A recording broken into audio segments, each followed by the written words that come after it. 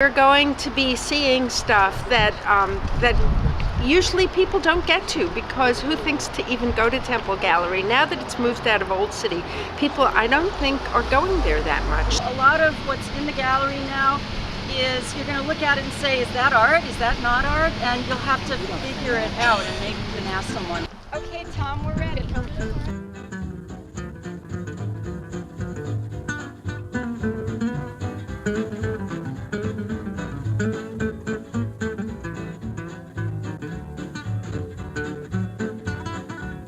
What we do here at Temple Gallery is we have a fairly large advisory council, and we meet approximately 2 to 3 times a year, and every member of that council is meant to bring with them a question that they don't know the answer to.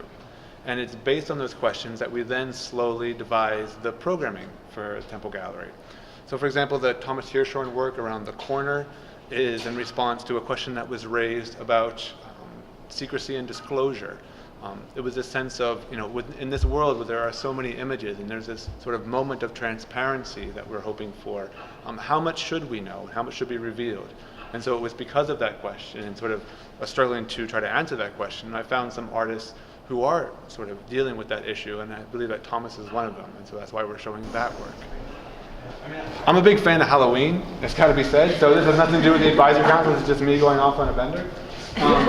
But there's a great guy named Stuart Schneider, who is just a big collector of trick-or-treat bags. So he's got hundreds of these things, and he kindly agreed to allow us to have 40 of them here in the gallery, which I think has in some ways a macabre history with this thing, which is a corpse preserver.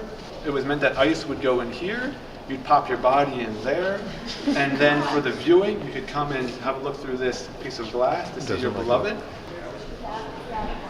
I think it's probably meant to be a performance. Thank you for being here.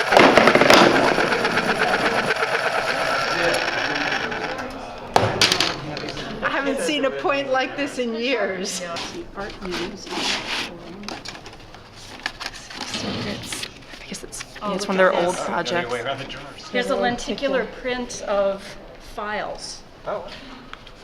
That's pretty cool. It's that way that we can bring things into the space, but not necessarily always get the sense of you're crowded over by art. So these are things, just quiet, subtle pieces that can sort of be there if you want to see them, or disappear if you like as well.